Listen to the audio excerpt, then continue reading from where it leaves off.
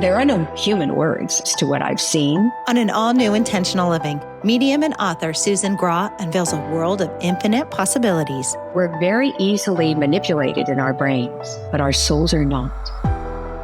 Our soul knows truth. As we dive deep into the heart of spirit. When we step into our soul, we step into our power. That's where we really know who we are. That's what spirit has taught me. When I know who I am, nothing else matters. Explore lessons from loved ones who have passed. If you love someone and they leave, their love remains. And finally come to an understanding of what the human experience is all about. Having love for ourselves is such an intensive soul purpose. I don't think we achieve it all the way until we're gone, but I think we can get close. And that's what we're trying to get in touch with here. We grow exponentially with love. On an all-new Intentional Living with Courtney Meyers.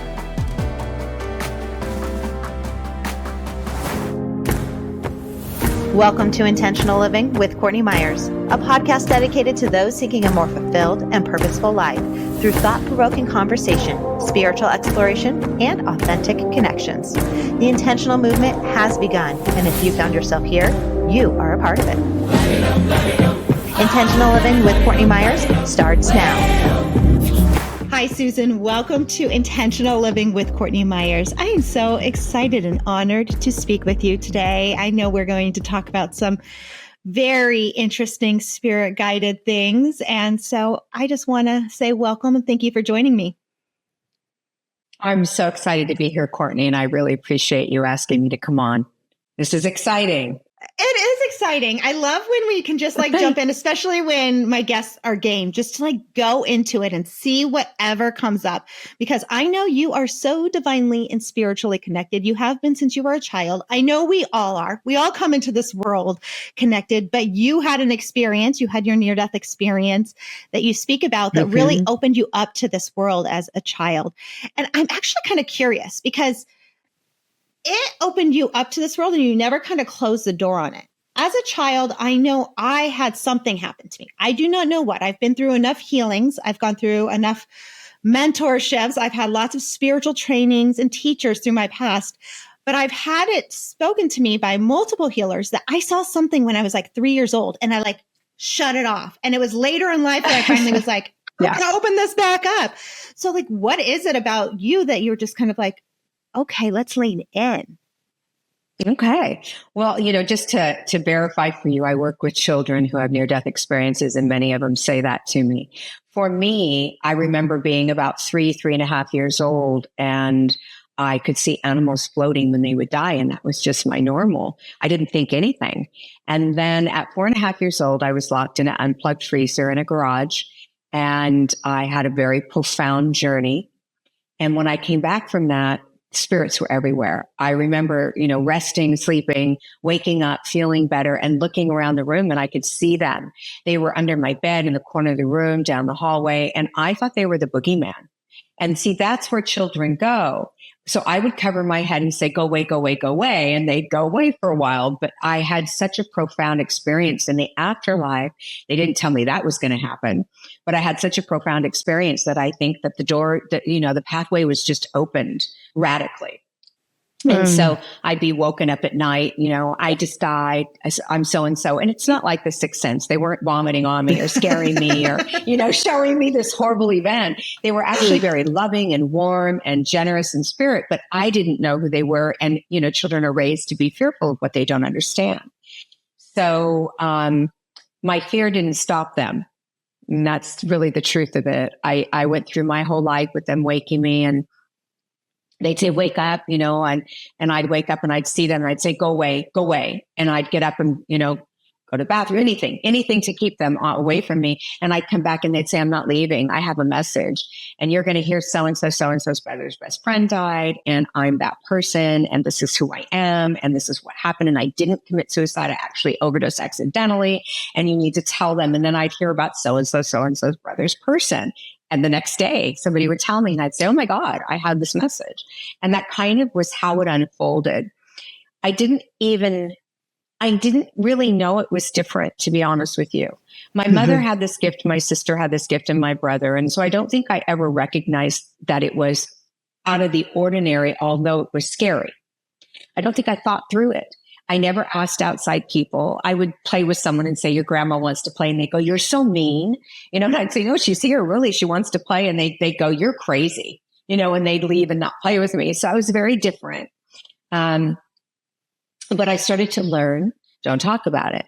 But during, in the evening, I was afraid. And during the day, I was just at peace and I would play with them. I'd play house with them and boyfriend, girlfriend, and, anything I could play like we do when we're little kids. And I had this room I'd go into and my family called it the creepy room. And I loved it. I couldn't wait to get in there. But then I would realize, who am I talking to? What's going on? I don't, I could see them, but not clearly. And I would start to get scared and they'd go away again. And I'd say, my dad's in the shower and he's coming into the room. I mean, that's how scared I was. So I would kind of stand up to them and then they'd say, oh, we're scaring her. But it would only happen in flashes. So I got to spend a lot of time with the spirit world. And I truly believe as we go through traumatic experiences, it expands more and more and more. So having already had such a deep connection with them, and then to have things that happened in my life, like the suicides and things that went on in my world that were quite profoundly difficult, would it get even larger, even more creative they would become to try to help me heal or to let me know they were there. And so it just kept expanding. So I ultimately ended up being a therapist, and I dealt with grief and addiction because that kind of got me in the door. I never thought I'd be a medium. I didn't even know what it was. And then I later on in life, I got my doctorate in divinity under Raymond Moody, and I was very fortunate. I feel very blessed. And I started working with children, and that changed it for me because I saw that they felt how I felt. And I think children's near-death experiences are very different than adults. We haven't experienced life on life's terms as children. We kind of had what I think people consider the normal life, although mine wasn't. But I really believe that children just have a different viewpoint. They don't want to necessarily stay there because, hey, I want to come back and I want to, play. I want to be with my mommy. I want to play. I want to see my brother. So that was kind of how I felt on the other side. I took me with me. I wasn't separate from me, only in body, but I took me with me. And, my memories, my heart, and your heart has 40,000 neurons, so it has memory capacity and learning capability. And that's what goes with you, not this is full of stuff. Mm-hmm. So it was very solid for me that, I'm safe and I wanted to go back home and let my mommy know that I was okay. And it's kind of how it unfolded. Well, do you think as children, it sounds like this has been something for you that has been passed down through generations, through your family.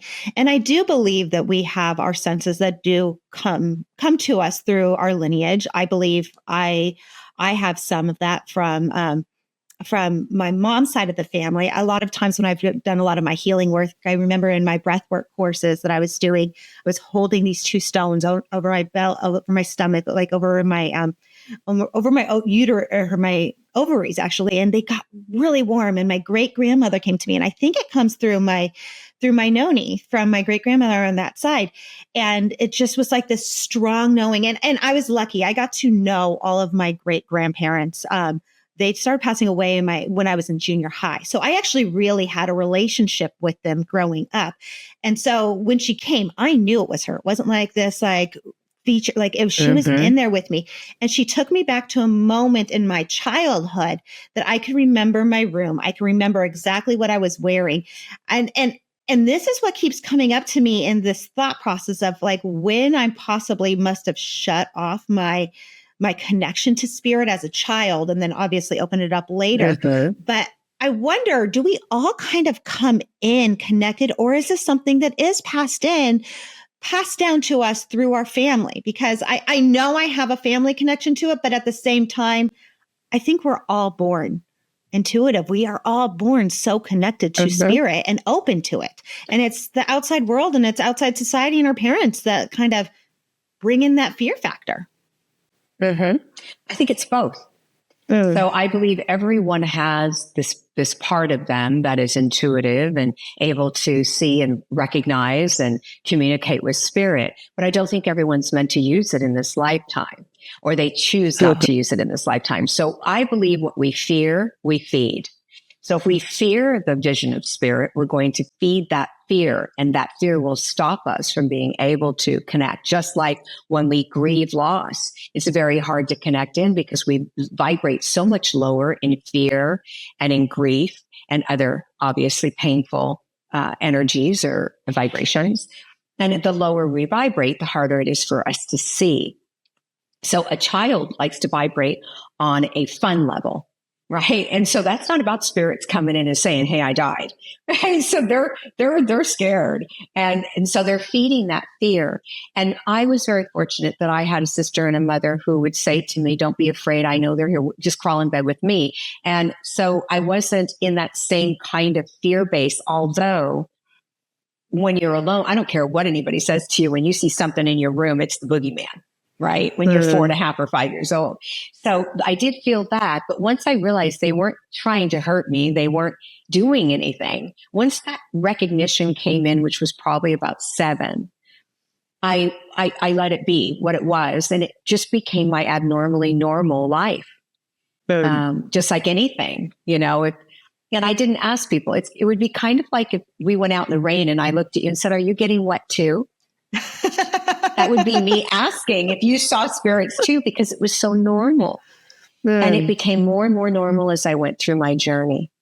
But I believe that everyone has a supernatural, or what they choose to call, I actually call it our natural capacity, but the world calls it the supernatural capacity. And I think we all have that. I just think it's a matter of how we were brought up, what our belief systems are, who's talking to us about it, and do we understand the kindness and goodness of them, or are we seeing them with that fear-based eye? And I'm sorry, go ahead. No, I was going to say, is that what it's coming through when these spirits are coming to you? Are they coming through love? I mean, I know what you're saying, like grief, we can't get there. What I've been taught and what I've learned is like, we grieve on the human plane. We grieve here when we lose someone. But grief doesn't exist on that spirit plane. It's all love. It's all like joy, abundance, togetherness. There's like a beauty to it.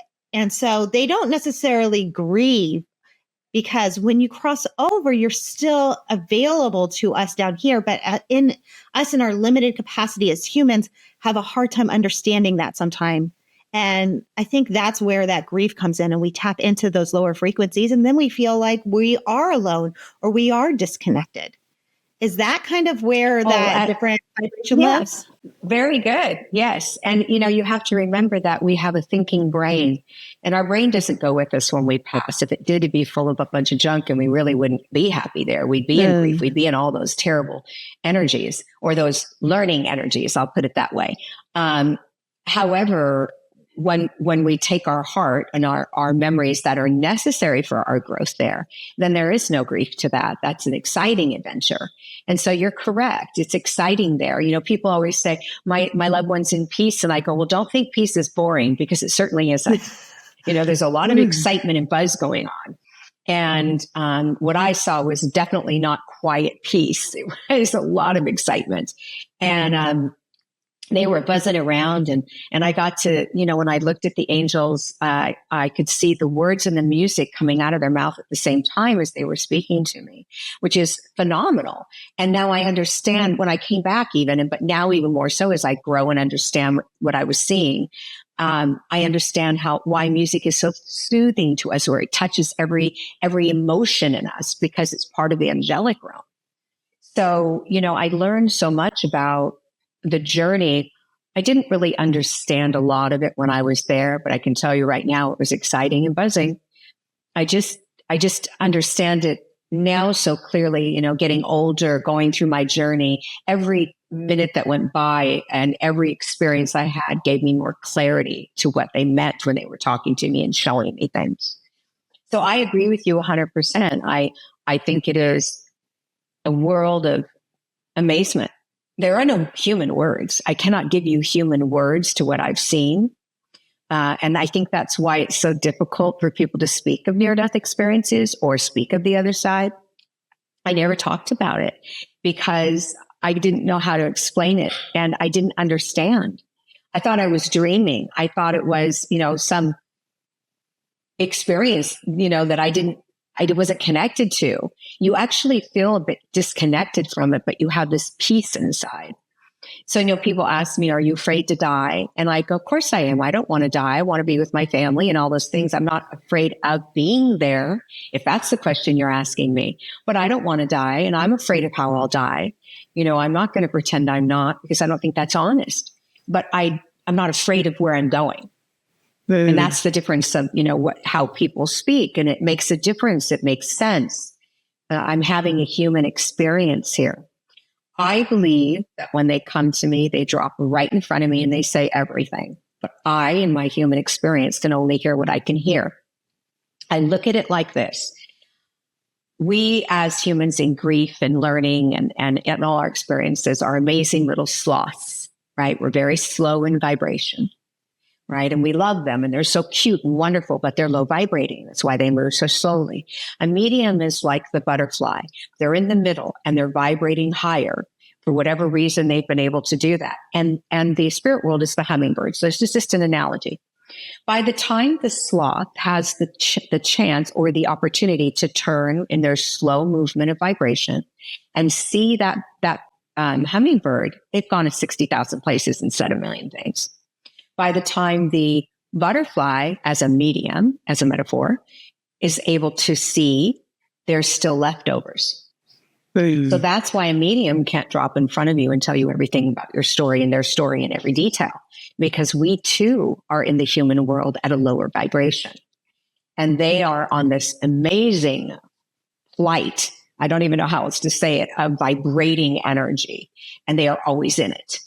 And so I think that's why people don't recognize that they're actually with them and that they're here with us.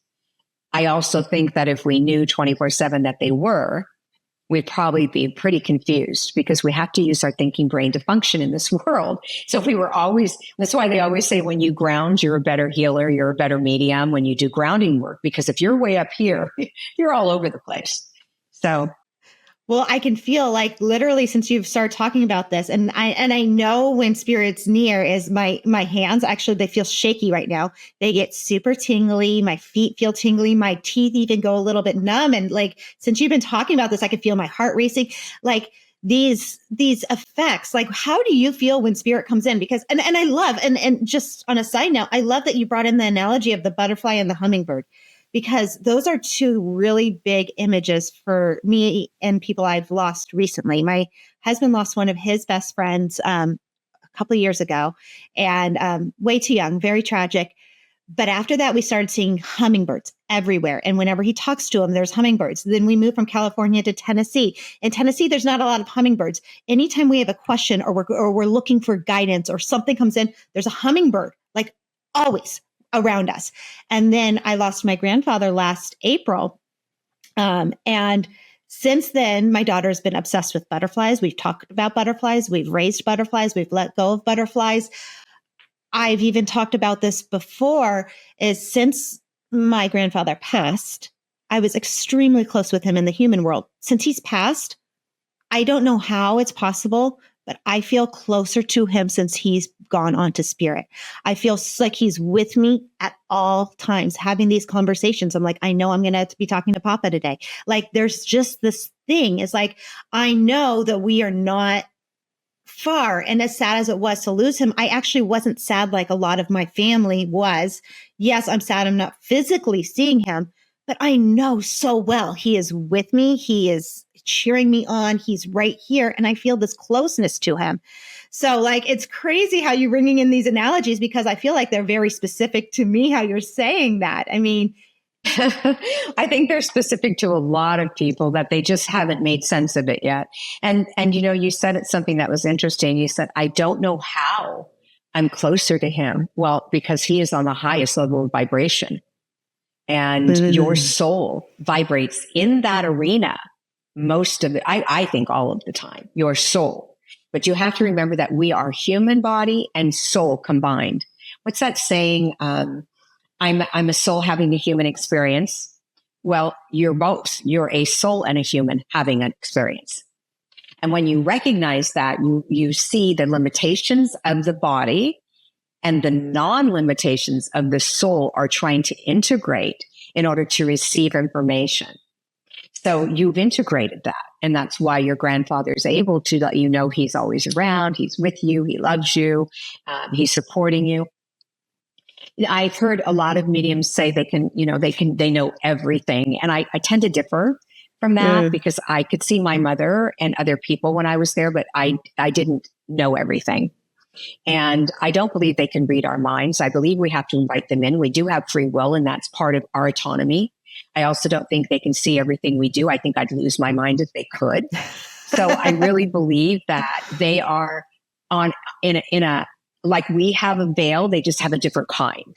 And it's about our autonomy. They're really not interested in our human experience. They're interested in our feelings, our fears, our love, our needs, but they're not interested in the human stuff of, I'm going to go, to the bathroom right now, or I'm going to go take a shower. They're not interested in that. That's the human part of what we are.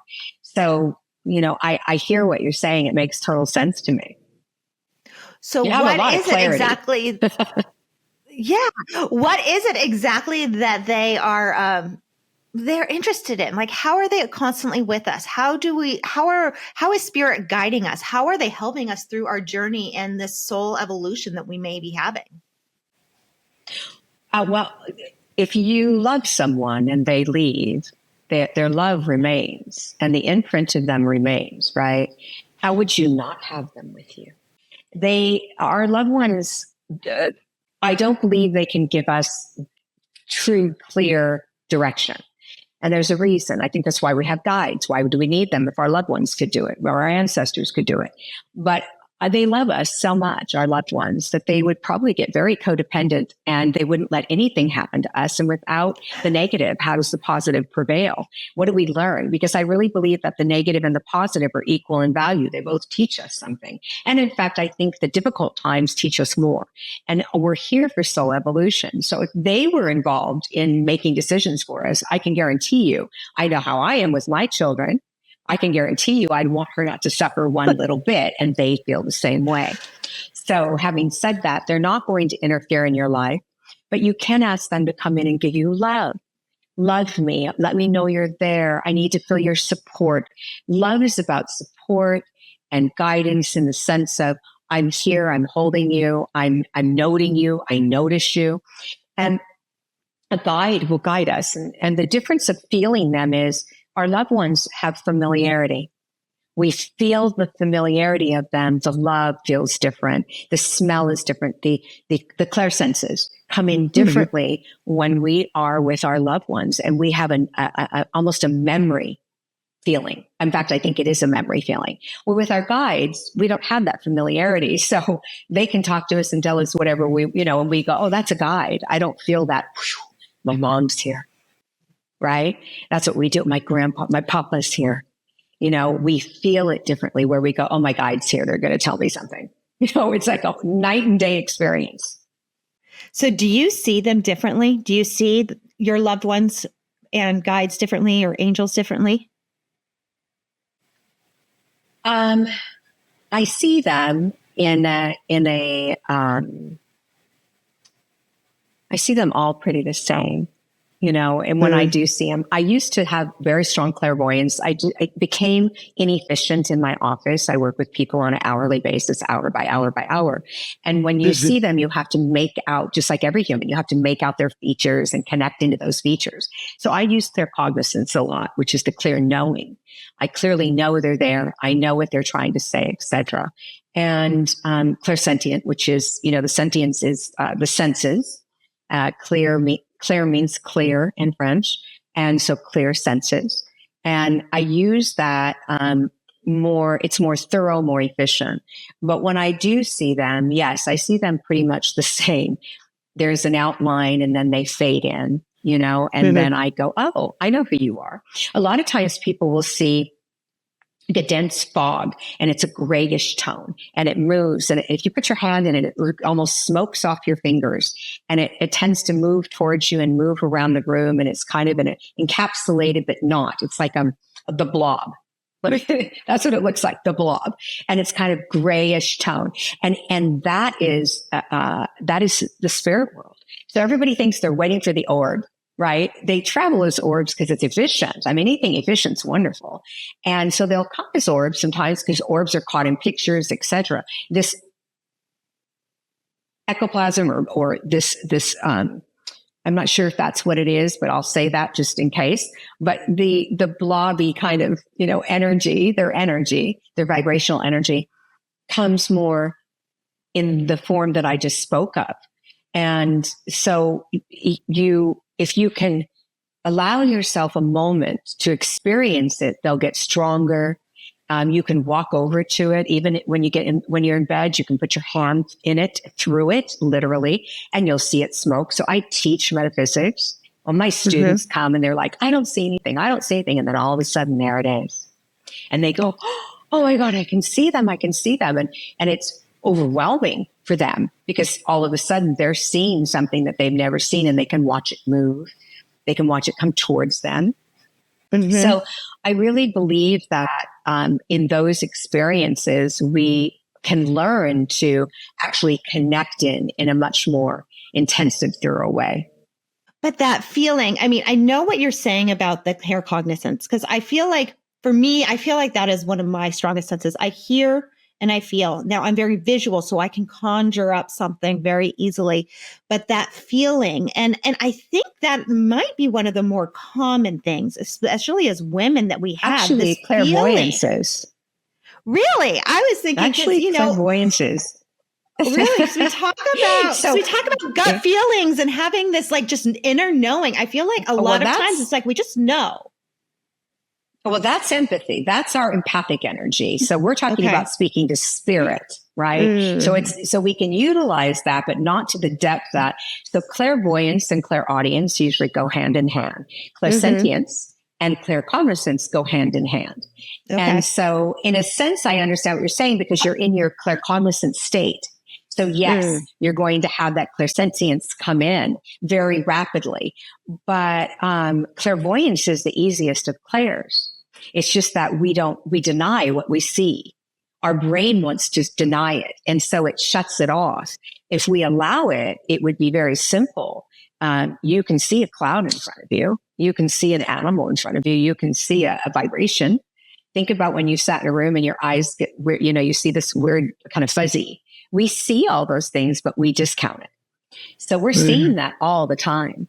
Claircognizant is the highest level of clair, quite honestly. So you're in the higher level of clair because that is something you have to trust completely. There is no evidence except for what you think, what you cognitively believe is there. So, and then you get maybe a sharp pain in your chest going along with it. And you go, I thought someone was here. I'm going to trust that. Now I feel a sharp pain and I can feel the energy of them and them leaving their body. I'm going to trust that. That's all trust. And so that is a very high clair that you have to step into and teach yourself. So I have this thing called the 3 A's when I teach. It's awareness. I become aware that they're there. There's the ability to be and an understanding that they're there, and they go, she's aware I'm here. Well, I'm going to give her all kinds of stuff. I then accept the information, and they go, oh, she's accepting that I'm here and this is going on. I'm going to keep going. And then we take action, which is simple trust. Now they're saying she's trusting I'm here. I can talk to her anytime I want. So it's learning to just simply go through those steps to say, I'm aware my grandfather's standing next to me. I accept it's him. That's cognition. And then I'm going to trust it's him. And then boom, all the other clairs start stepping in. I'm hearing something. I'm feeling something. I'm sensing something. I'm seeing something if we allow it. So it opens up those pathways to bringing them through. And it's all about acceptance and action and awareness. It's all about that.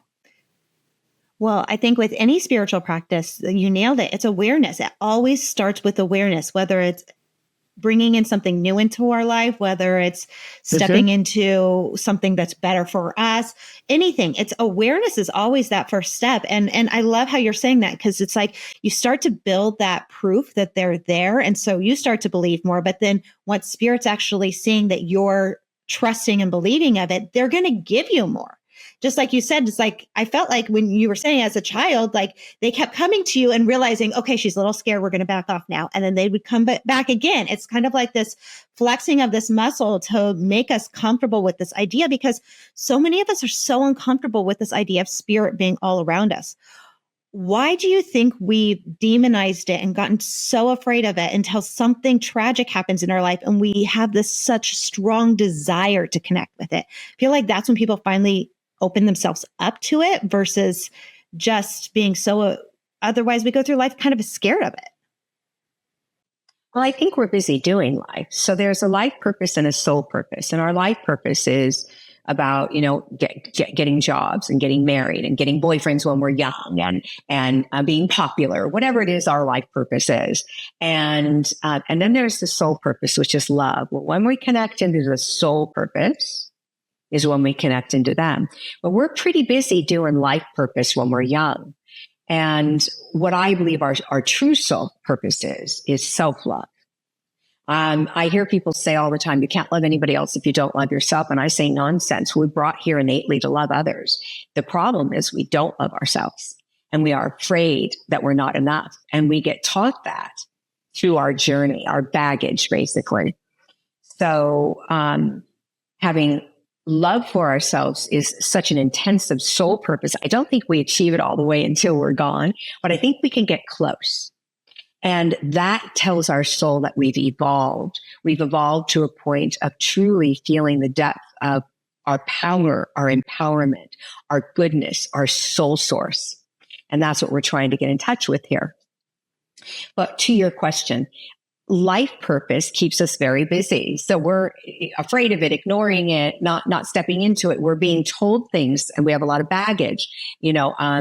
If you see spirit, you're seeing demons and you need to be afraid. And we get all this information, watch it on TV, turn on the TV, it'll tell you all about it. All the fears you should have. I remember poltergeist. I always remember that we're here, and that's never left me. And so when they come now, I go, you're here. So I made more of a joke out of it. But as a child, I was terrified of that. And so, and I didn't see poltergeist as a child, but what I'm saying is I saw something else that was similar. So, just turn on the TV set and you'll see it. So I think that ultimately we are taught that anything beyond the ordinary, anything extraordinary like spirit, any other vibration is frightening because we can't control it. And we like to control everything, don't we? And what I learned from them is what we try to control controls us. Just like what we run from chases us. So they're always there, but we're trying to control it. So it's controlling us and it's giving us a fear base. And what we fear, we feed. We're back to that. So we block. What if what I heard was right? What if they're evil? What if they're going to hurt me? What if they're trying to scare me? Those what ifs step in the way. And that's that fear base. And so we feed that and we feed it and feed it. And so we're going the other direction. And when something terrible happens, the reality of our mortality sets in. And we want so badly to understand the connection we still have with that loved one that's crossed, because we feel it in our soul, not our brain. Our brain is distorted. We feel it in our soul. So our soul reaches out for more. It kind of takes the control instead of our thinking. And it says, listen, I want to connect in. I want to know they're here. I need to know they're here. And they're over here going, I'm here. I'm here. Let me connect in. And so it unfolds a different experience. Everything that's ever happened in my life, and believe me when I tell you, I've been through some very dark, profound experiences. People think I had a near-death experience, so therefore I had a wonderful life. Wrong.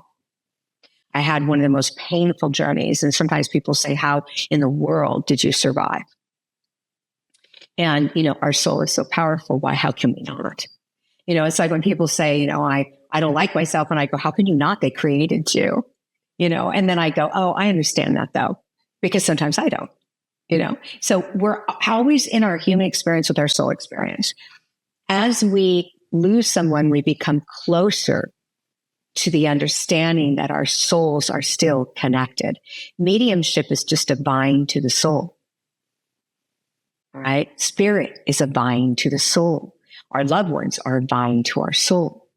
So when we open up our soul space, which what happens when we grieve, our soul is just bared out there. It's just like, boom, everything feels painful and overwhelming. And, everything, all the ego goes away. Our self-esteem even goes away when we have loss. We're trying to figure out who we are, what just happened. I don't know who I am anymore.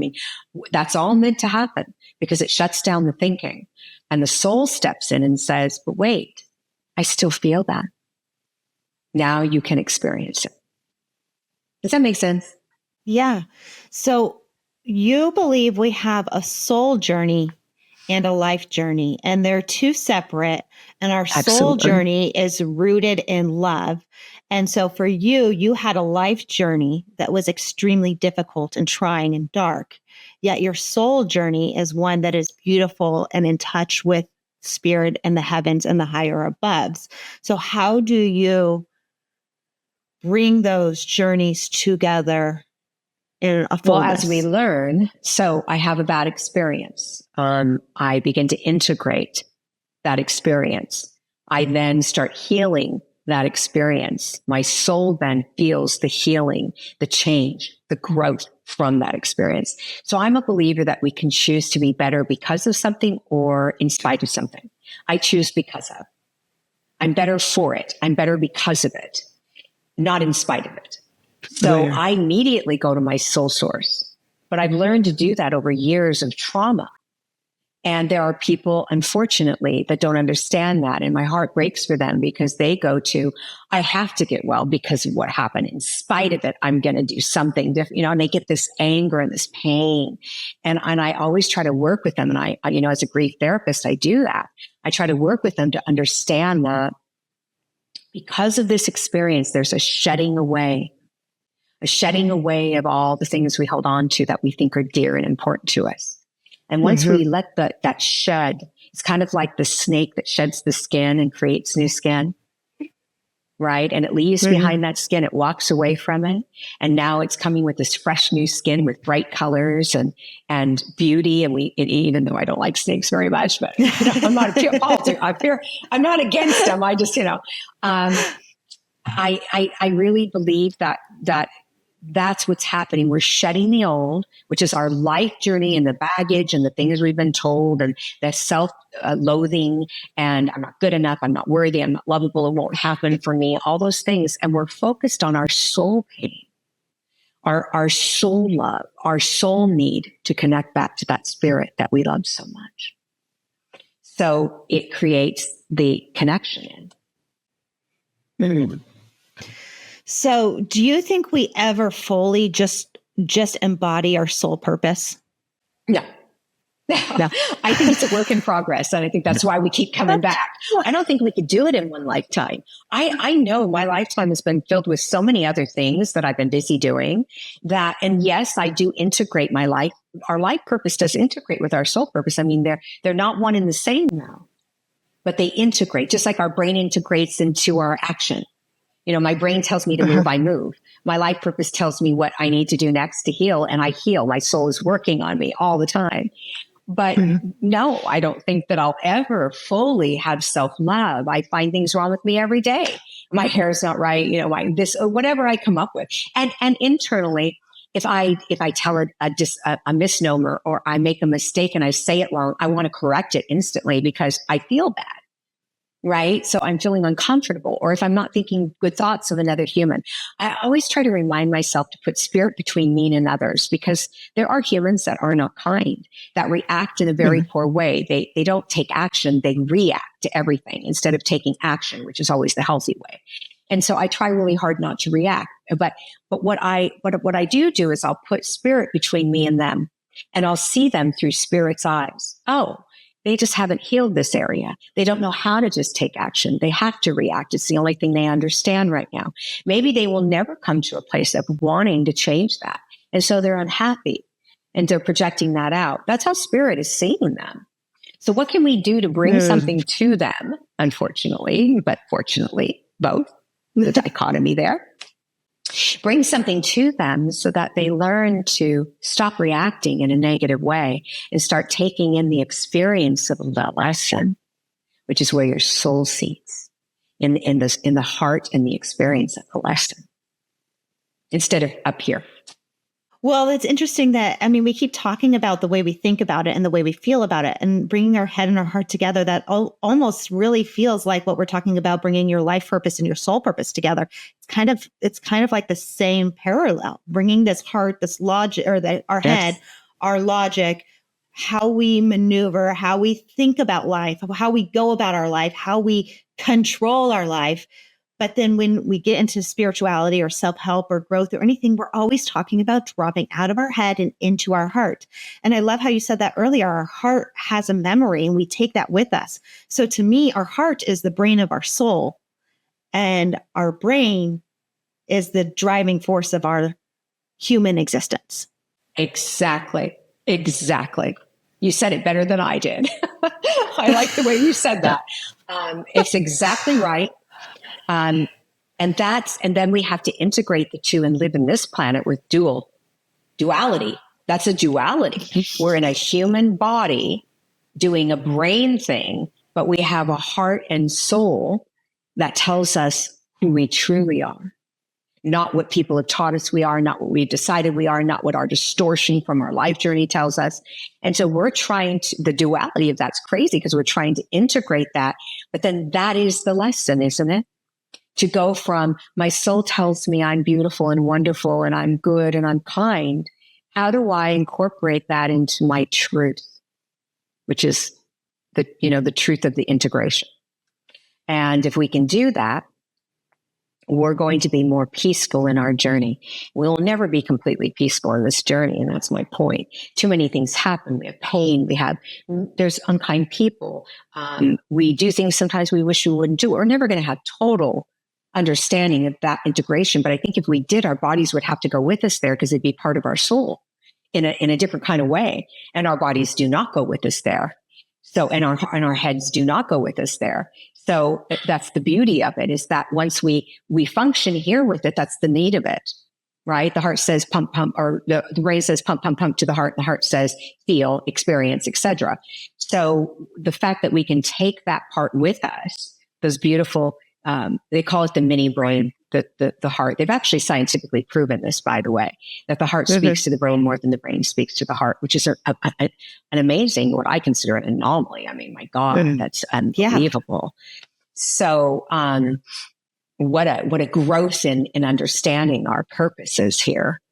But in order to grow and be more, we have to work on our thinking, because it does interconnect or there's like if you think of two roads coming together and they meet and then they separate again, it's kind of how it is. But when they meet, they're taking us to our destination. I'm just thinking how much more connected we must have been in simpler times. It's so easy to allow our brain to get in the way of all of our connection to our faith, to our source, or to our soul, to spirit. It's almost like it has the automatic overdrive. And I don't know if it's just because of our times and that things are just so fast moving. It's just like keeping up, or what it is. But you did say on the other side, once you cross over into spirit, there is a lot of buzz and excitement. So do you have any of that fight between what spirit would consider a brain and the heart on the other side? Or is it just this pure, just led by love and source? Well, I think we have lessons to learn. I do think it's pure and led by love and source, but I think that our heart, what I felt, I can just go by what I felt. My heart felt like it understood things that my brain would not have, and through my experiences. So they said something to me on the other side that, you don't always get what you want, basically. Everything isn't always good for you, Susan, that you want. And I remember, when they said it, it was like, my mom says that to me. I hate when my mom says that to me. I wish my mom wouldn't say, that's what I was thinking. And yet I was hearing it. So it was something I needed to process. I had to come to a place there that went, that's true. It's not always good for you, what you want. That's true. So I had to accept that knowledge on the other side. And so I think we don't just have purity of heart, we have purity of soul. They created our souls in a way that cannot be damaged, but our heart, our spirit can be. Mm-hmm. And so we take some of that damage with us. We say, okay, I damaged others. This is what it felt like for them. I feel that this damaged me. Let me. And I don't mean damage in a way that's not fixable. Brokenness is always fixable. If I took a vase and dropped it on the floor and sat down and glued it back together, it'd be a vase again. It may not look the same, but it would maybe be mosaic, but it would be a vase, and it may be more beautiful actually. And so we have to look at it that way as an experience. And so once I was there and I felt this feeling of, I don't have to feel that way anymore. And I don't have to act that way anymore. And I can be better and more and love and not react, but take actions that help others. I was very clear on that. And I didn't understand it totally. I made a lot of mistakes in my life journey. And I didn't listen to all of it, because I'm having a human experience, but I knew it to be true. So anytime I did something that I knew was out of the box or I probably should have done differently, I would feel that experience and I'd want to fix it. And it made me very vulnerable, quite honestly, to the outside world. I was bullied and, all kinds of things because I wanted to be kind. It was innately part of me from that experience I had. And I could never hurt people purposely. I don't think I've ever hurt a soul purposely in my whole life. I have protected myself and I have good boundaries. So I will say, no, you will not treat me that way. But I've never hurt a person purposely. And I feel proud of that. And it's what speaks to me. And I think that came from that experience. I want people to be happy and safe with me. I want that. I want them to know I won't lie to them or manipulate them or harm them. It's so important to me that it's just part of me. And I think that's why my clients like to be with me. They come back over and over because I give them unconditional love to the best of my ability. I am human. I don't do it perfect and I don't have that expectation of perfection.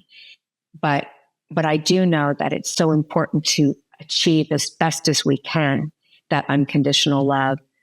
And so that's why I put spirit between me and them, because spirit can do that for me. I can see through the eyes of spirit in a much more loving way than I can if I'm angry at someone or upset with someone and I'm in my humanness. Well, what happens? I mean, I know you're coming at everything from love and kindness, but like you said, there are people here on this plane, on earth, that don't. That is not their driving force. How does spirit work into that? Because I don't think any of us are brought here to hurt others, but somehow there are those of us that fall into that trap of hurting others. Well, without the negative, you don't understand the positive. Without the difficult, you don't understand. It's kind of like the backdrop of the stars. Without the dark, you can't see the light of the stars. So we are created to have those experiences. But I understand your question, and it's about how do we navigate with these kinds of people in our lives? We set boundaries. I'm boundary oriented. I believe in them. So I don't say, I'm not going to let you talk to me that way. I'm not going to let you treat me that way. Because if they're crossing a boundary, and I have to say that they're boundary crossers, they're going to do it, whether I tell them to or not. I say to myself, what am I going to do when they cross that boundary? Not what are they going to do? What am I going to do different? So that I am prepared to protect myself. That might mean I leave. It might mean that I go in the bedroom. It might mean that I go read a book. It might mean I go get some ice cream. Whatever it means for me. It might mean that I just say, I'm not willing to have this conversation with you any longer. I don't like the way you're speaking to me. When you want to speak to me with love or with kindness, at the very least, we'll have the rest of the conversation because I am interested in what you have to say, but not this way. Yeah. So how do we set those boundaries? That's it right there. So going through my life journey, I had to learn to do that because I just let them walk on me. I just wanted them to love me, just love me like I love them, just love me.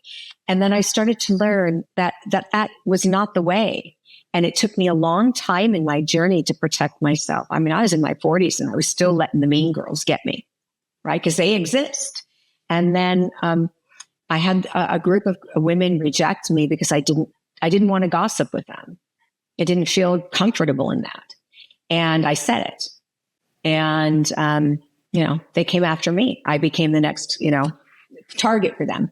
And I focused on that for like 6 months. I go walking and I go, they're so mean. Why did they treat me that way? Oh my gosh, they're so mean because they kept going and going. Yeah. And I was talking to my sister on the phone and she said something so profound to me. She said, honey, are you like them? And I said, no. And she goes, do you want to be like them? And I said, no. She's my big sister. And she is my big sister. And she said, then take it as the greatest of compliments because people only like and bring into their fold the people that are like them. Changed everything. And the rest of my journey, I took that with me. My sister's very wise and things like that because she has the gift. She has the gift of healing in a different way.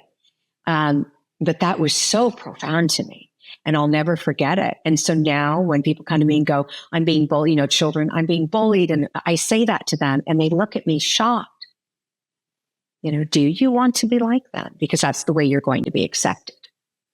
And how great of a compliment that you, number one, don't want to be like them. And number two, are a higher vibrational human, because you don't want to cause harm. And they don't want you around because you make them, there's a mirror there. There's a two-sided mirror. And it is, you are what they are not. How powerful is that? And yet, in that circumstance, I still was able to walk up to one of the women and say, for any part I had that caused you harm, I'm sorry. I thought she was going to fall out of her car. She avoided me the rest of the time she saw me. I'd be in the grocery store. She'd go the other direction. She didn't know what to do with that. She was like, you could feel her almost in shock stepping back, even though she was sitting in her car. Kind of like when you get injured and you go, whoa, or you hear a loud noise. That was how it was for her because she doesn't have the capacity to do that. And I'm willing to be accountable. And I think that people who want to be close to spirit need to step into that, being accountable for themselves so that they can actually hear spirit. There's not a bunch of junk in the way of I'm not good enough. And that person was mean to me yesterday and I told them off. And we stay in that energy. People say we have attachments. I agree. And this is how it looks. I go to the grocery store.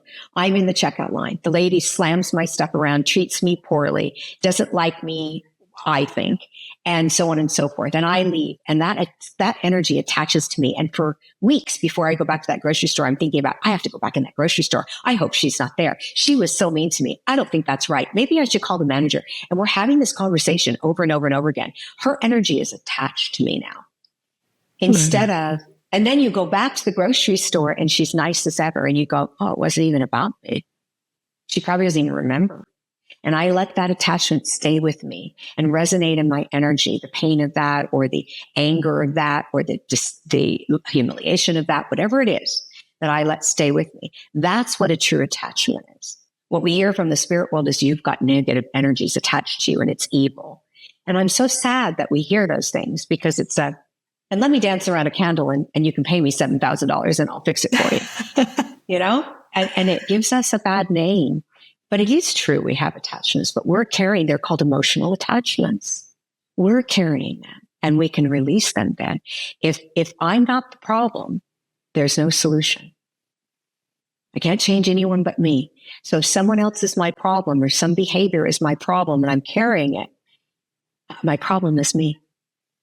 And when I know that, I can heal that and fix that, which then takes me into a spirit vibration. I'm vibrating higher. I'm not in that sloth place of the energy of the universe, of the earth. I'm now in the universal energy of higher vibration, which then helps me see them, connect to them. So that junk keeps us from our connection. Wow. I honestly feel like you just unpacked years of therapy that I've gone through. Like, people tell me that. Yeah. I mean, I'm almost speechless, which is rare for me because that is huge. Yes, I've had the people talk about attachments and we need to remove them from you, that funny thing. But that whole comment about the gossiping, like, not, do you want to be like them? Are you like them? I mean, that is one of the most profound things that I think we all need to learn, because so often we are trying to fit in and we are not being ourselves and we are not being authentic to ourselves. I'm 41, almost 42, still battling that. Like you said, into your 40s.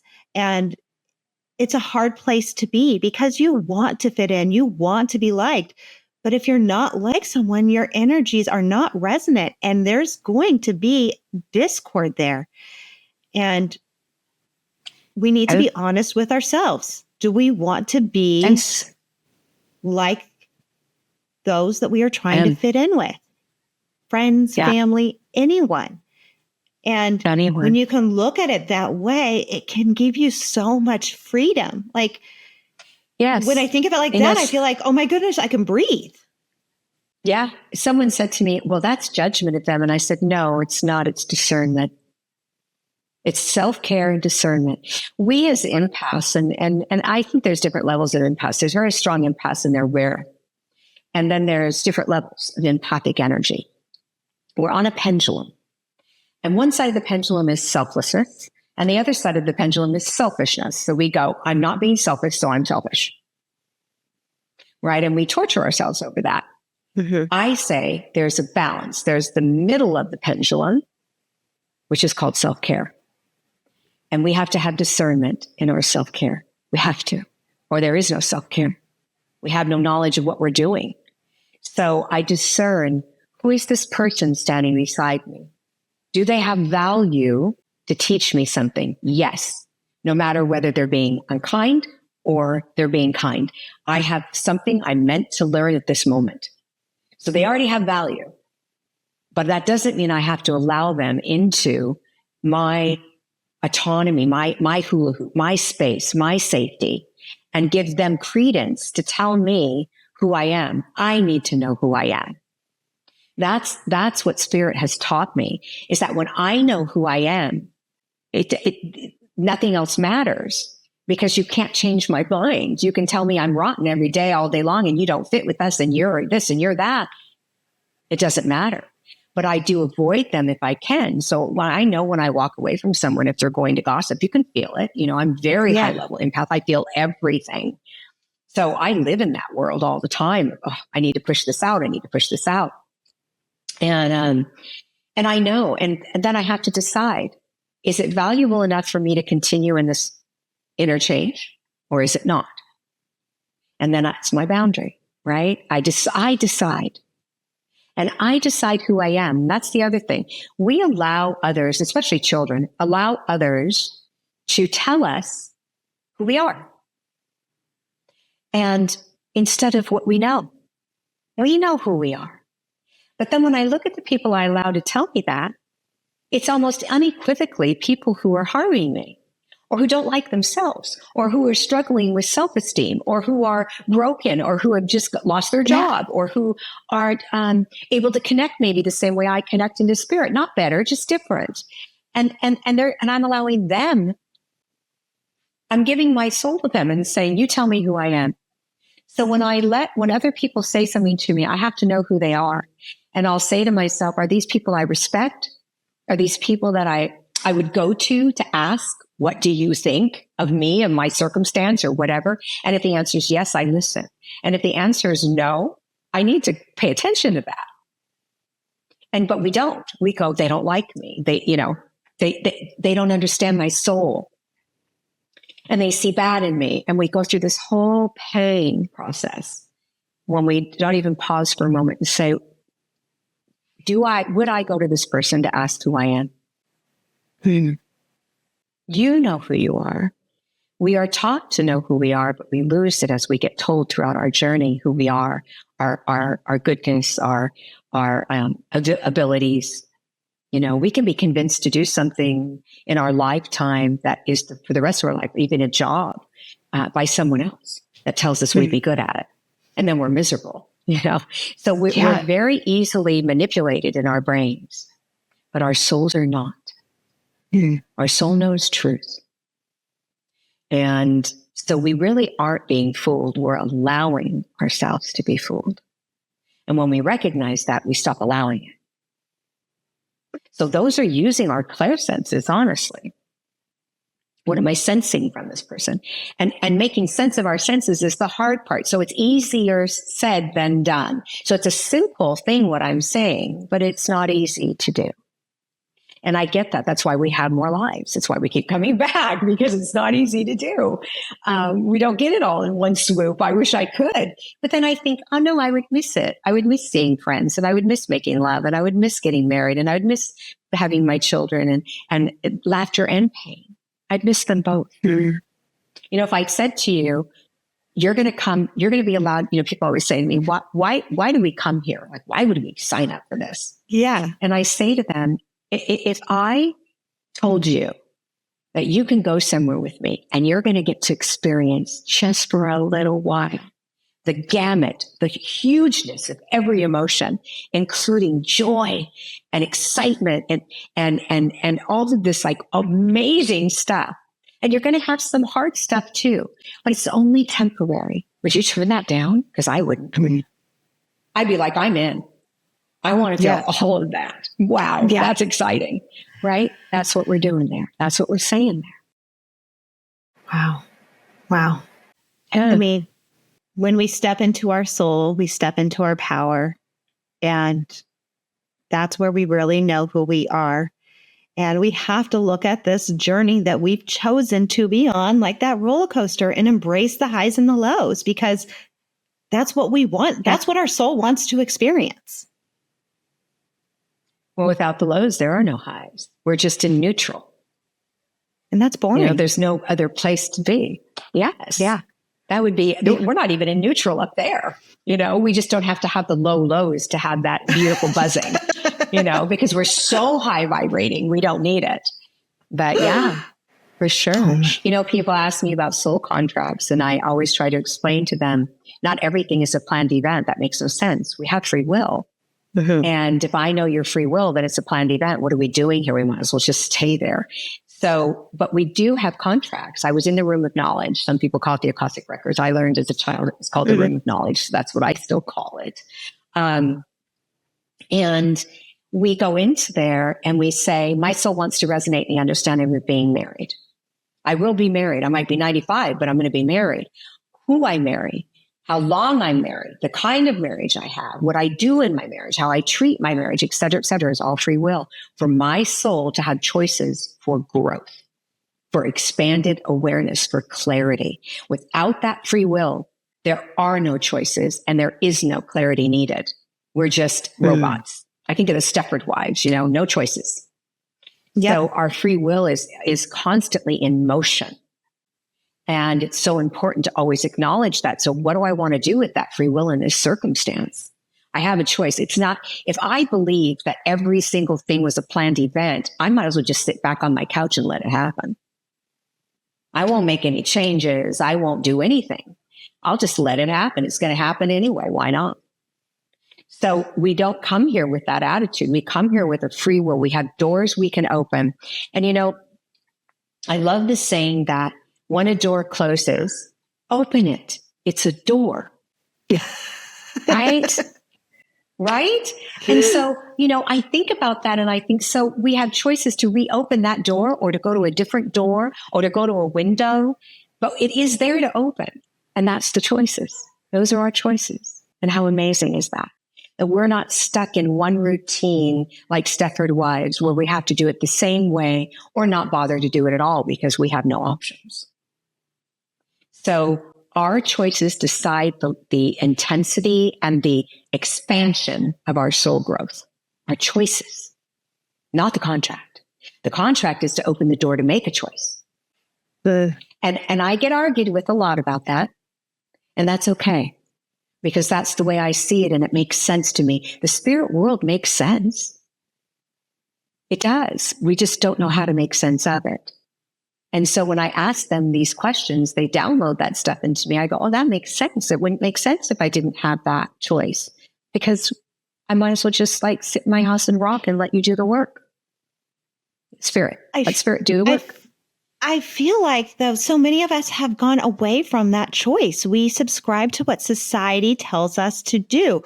We make the choices that we are told to make as opposed to what our soul or our spirit is guiding us to make. Yes. So I think that's where the soul contract may come into play, as in, you know, we have a feeling, we have a knowing of where we are supposed to, I don't even want to say supposed to, where our soul would like us to go in our life, but we have to make the choices to get there, yet we allow society to dictate our choices that may not be resonant with us. Exactly. Exactly. And that's the mistake I think we make when we tell people everything's a planned event. Because at that point they go, what's the point? It makes no sense.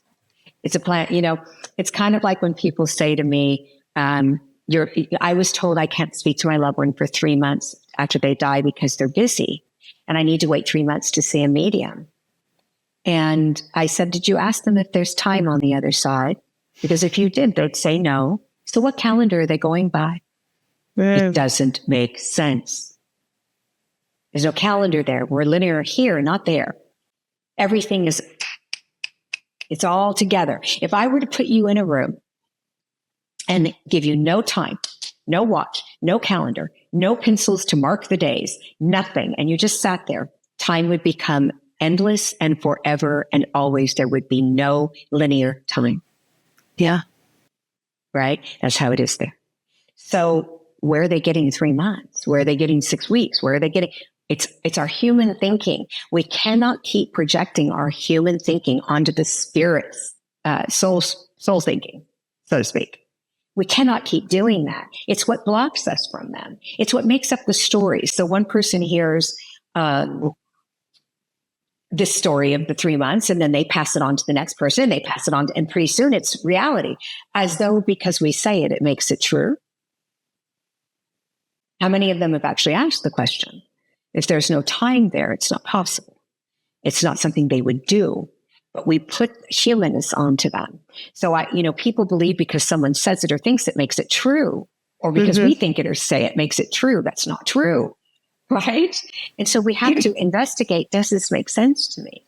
So the reason people are so afraid of the spirit realm and block it is because it doesn't make sense to them, because they hear so many different things that it feels like it's just people making stuff up. And when you have evidence and you make sense of it, they go, well, that makes sense, because our brain has to make sense in order to integrate into it. It has to. That's part of being human. So the people that advance are the people that are now making sense of the spirit world, not making it random metaphors and all these other things, because they can now understand it. What we can't understand, we can't accept. We can't. We have no understanding of it. So how can we integrate it? It's impossible. So we have to have understanding of what the spirit world is really saying to us. And at the end of the day, what they're really saying is love yourself the way that you love others. That's what they're really saying. So that when you come here, you have peace in your soul, and you have growth from that love. We grow exponentially with love. If you love me, I'm growing, right? If my husband loves me, I'm growing. If I love me, I'm growing. And the right people who love us help us grow and become more. And so that's what they're really looking for in us. And when I hurt someone, I'm growing. I'm growing, but I certainly am in a growth cycle enough, because I'm so close to my soul, that I want to fix it if it's fixable. Even if it's a silent amends. I don't have to necessarily go and harm myself by telling someone I'm sorry that I know is going to attack me and take me to the floor. I can silently say it. I'm so sorry I made that choice. I'll do it different next time.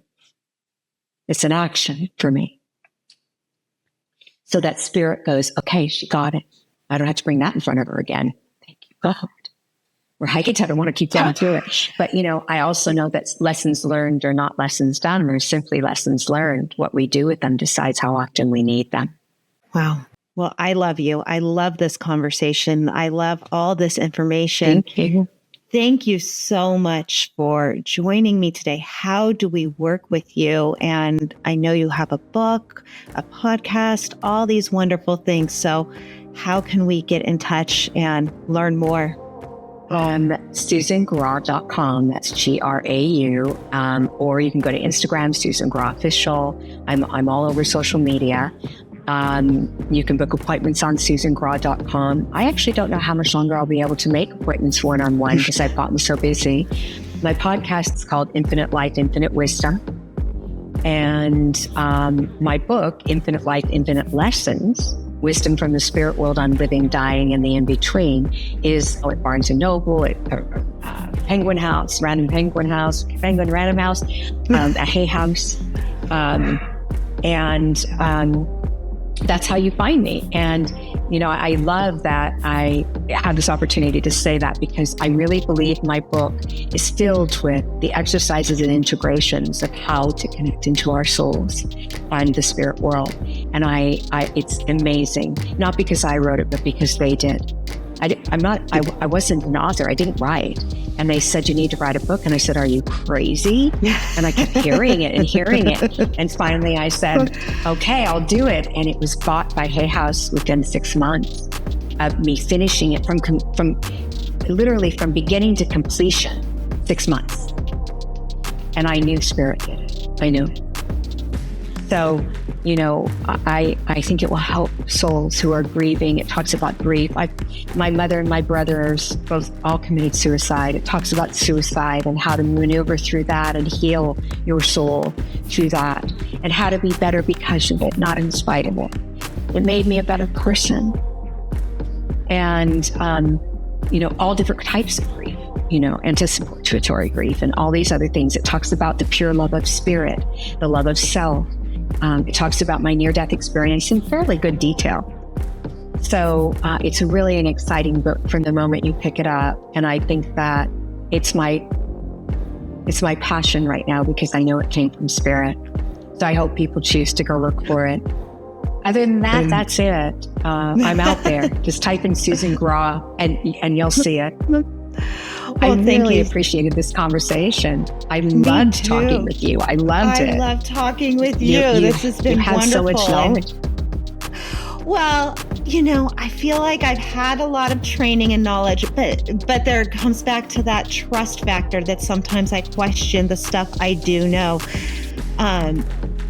But having these conversations really opens me up to stepping into it and believing it and owning it more. And I personally have gained so much from this conversation and from your advice. And so I deeply appreciate you and I really appreciate this conversation. So thank you so much.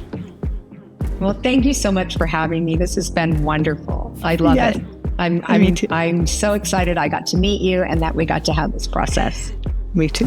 And that's it for today's Intentional Living with Courtney Meyers. Thank you so much for joining us. And thank you, Susan Grau, for the beautiful and open conversation about our life purpose, our soul's purpose, and bringing it all together.